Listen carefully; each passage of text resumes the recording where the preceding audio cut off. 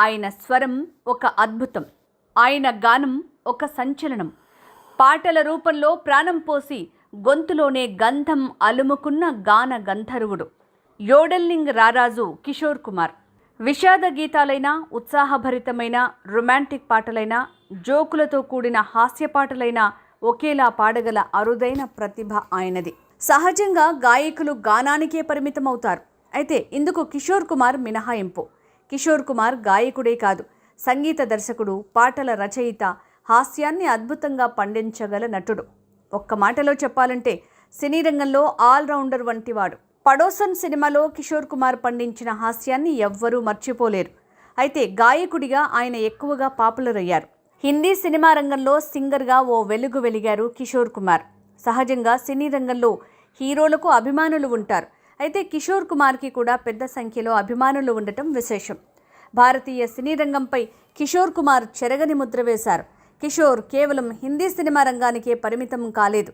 దాదాపు అన్ని భారతీయ భాషల్లో ఆయన పాటలు పాడారు. సంగీత ప్రియులను రంజింపజేశారు. అయితే ఎక్కువగా బెంగాలీ, మరాఠీ, అస్సామీ, గుజరాతీ, కన్నడ, భోజ్పురి, మలయాళం భాషల్లో కిషోర్ కుమార్ పాటలు పాడారు. కిషోర్ కుమార్ 1929 ఆగస్టు 4న జన్మించారు. ఆయన అసలు పేరు అభాస్ కుమార్ గంగూలీ. హిందీ చలనచిత్ర రంగంలో ఎంట్రీ ఇచ్చిన తర్వాత ఆయన కిషోర్ కుమార్ అయ్యారు. సుప్రసిద్ధ నటుడు అశోక్ కుమార్ సోదరుడే కిషోర్ కుమార్. నటుడిగా సినీ జీవితం మొదలుపెట్టిన కిషోర్ సింగర్గా స్థిరపడ్డారు. తొలి రోజుల్లో సైగల్ పాటలతో ఆయన ప్రభావితమయ్యారు. ఆ తర్వాత తనదంటూ స్వంత బాణీని ఏర్పాటు చేసుకున్నారు. అంతేకాదు, అనేక మంది హీరోల సక్సెస్లో కూడా కిషోర్ కుమార్ పాటలు ప్రముఖ పాత్ర పోషించాయి. రాజేష్ ఖన్నా గురించి ప్రత్యేకించి చెప్పనక్కర్లేదు. హిందీ సినీ రంగంలో తొలి సూపర్ స్టార్ ఆయన. అయితే రాజేష్ ఖన్నా సినిమాల విషయంలో కిషోర్ కుమార్ కీలక పాత్ర పోషించారు. ఒక పాట పాడుతున్నప్పుడు రాజేష్ ఖన్నా ఎలా అభినయిస్తారో కిషోర్ కుమార్ ముందుగా ఊహించుకుంటారు. రాజేష్ ఖన్నా బాడీ లాంగ్వేజ్కి తగ్గట్టుగా కిషోర్ కుమార్ పాటలు పాడేవారు.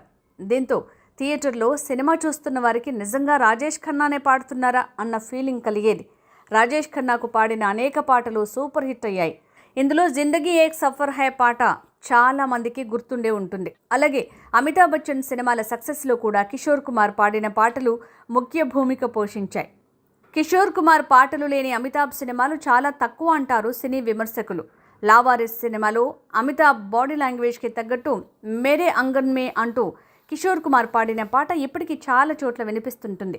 అంతేకాదు, అమితాబ్ తాగబోతు పాత్రలకు అద్భుతంగా పాటలు పాడారు. షరాబీ సినిమాలోని log కెహతా high my Sharabi who పాట ఇందుకు ఉదాహరణ. కిషోర్ కుమార్ పాటలకు ఫిదా కాని వారు ఉండరంటే అతిశయోక్తి కాదు. సినిమాల్లో హీరో ఎవరన్న విషయం పక్కన పెట్టి కేవలం కిషోర్ పాటలు వినడానికే థియేటర్లకు వెళ్లే సంగీత ప్రియులుండేవారు అప్పట్లో. కిషోర్ కుమార్కు లభించిన అవార్డులకు లెక్కే లేదు. మొత్తం 8 ఫిల్మ్ఫేర్ అవార్డులను ఆయన సొంతం చేసుకున్నారు. 1985లో లతా మంగేష్కర్ అవార్డుని మధ్యప్రదేశ్ ప్రభుత్వం కిషోర్ కుమార్కు ప్రదానం చేసింది. అంతేకాదు, 1997లో మధ్యప్రదేశ్ ప్రభుత్వం గాయకులకు కిషోర్ కుమార్ పేరుతో అవార్డులు ఇవ్వటం కూడా ప్రారంభించింది. అయితే తనకు అవార్డుల కంటే సంగీత ప్రియుల ఆదరణే ముఖ్యమనేవారు ఆయన. కిషోర్ కుమార్కు విజయం అంత సులభంగా లభించలేదు. తొలి రోజుల్లో ఆయన అనేక ఒడిదొడుకులు ఎదుర్కొన్నారు. సినీ రంగంలోకి వచ్చిన కొత్తలో ఆయన సినిమాల్లో చిన్న చిన్న పాత్రలు కూడా వేశారు. అయితే జిద్ది సినిమాలో హీరో దేవానంద్కు పాడిన పాటలు మది దోచుకున్నాయి. ఆ తర్వాత 1950లో విడుదలైన ప్యార్ సినిమాలో పాడిన పాటలు విజయవంతమయ్యాయి. ఆ తర్వాత నౌజవాన్, బాజీ బహార్ చిత్రాల్లో నేపథ్య గీతాలు ఆయనను గాయకుడిగా స్థిరపరిచాయి. కిషోర్ కుమార్ వచ్చే నాటికే రఫీ, మన్నాడే వంటి ఉద్దండులు హిందీ సినీ రంగంలో జైత్రయాత్ర కొనసాగిస్తున్నారు. అయినప్పటికీ కిషోర్ కుమార్ తన పాటలతో ఒక ప్రత్యేక గుర్తింపు తెచ్చుకున్నారు.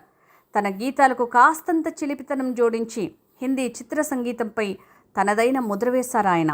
అద్భుతమైన తన పాటలతో అందరినీ సంతోషపెట్టిన కిషోర్ కుమార్ జీవితంలో విషాదం లేకపోలేదు. అయితే ఊపిరి పీల్చినంతకాలము దర్జాగా నవ్వుతూ నవ్విస్తూ ఆయన కాలం గడిపారు. మధుబాలను దృష్టిలో ఉంచుకునే రాత్ కలీ ఏక్ ఖాబ్ మే ఆయి ఔర్ గలే కా హార్ హుయి అని కిషోర్ ఆలపించాడు. జీవితంలో అనేక సందర్భాల్లో తీవ్ర మనస్తాపానికి, పలువురి విమర్శలకు, ఎన్నో రకాల చికాకులకు ఆయన గురయ్యారు. అయితే ఏనాడు తన మనోనిబ్బరాన్ని, ఆత్మస్థైర్యాన్ని మాత్రం చెక్కు చెదరనివ్వలేదు. వ్యక్తిగా కూడా కిషోర్ చాలా ఉన్నతుడు. సినిమాల్లో అలాగే స్టేజ్ మీద కానీ గంతులు వేస్తూ మేనరిజంలను అభినయిస్తూ ప్రజలను కడుపుబ్బ నవ్వించిన కిషోర్ది నిజానికి చాలా గంభీర స్వభావం. సినీ ప్రపంచ హంగామాలకు, ఆడంబర విన్యాసాలకు, పార్టీలకు చాలా దూరంగా ఉండేవారు. ఆనందమైన, దుఃఖమైన తనలోనే ఇముడ్చుకుని వ్యక్తిగత జీవిత వైఫల్యాలను తన వరకే పరిమితం చేసుకున్న మహోన్నత వ్యక్తి కిషోర్. కిషోర్ జీవితంలో ఒక గొప్ప ఫిలాసఫీ ఉంది. ప్రజలు తమ బాధల్ని, చికాకులను మర్చిపోవటానికి నా సినిమాలు చూస్తారు, నా పాటలు వింటారు. ప్రతి మనిషికి బాధలు ఉంటాయి. అయితే కళాకారుడు వాటన్నింటికీ అతీతుడు కావాలి. తనను అభిమానించే ప్రజల్ని ఎల్లప్పుడూ నవ్వించాలి, ఆహ్లాదం కల్పించాలి, ఆనంద డోలికల్లో ఓలలాడించాలి. అంతేకాని మన బాధ వారికి పంచకూడదు. ఇది కిషోర్ నమ్మిన, ఆచరించి చూపిన జీవిత సత్యం. 1987 అక్టోబర్ 13న కిషోర్ కన్నుమూశారు. సంగీతం ఉన్నంతకాలం కిషోర్ కుమార్ అభిమానుల హృదయాల్లో బతికే ఉంటారు. ఆయన భౌతికంగా మన మధ్య లేకపోయినా సంగీత ప్రియుల గుండెల్లో ఎప్పటికీ సజీవుడే.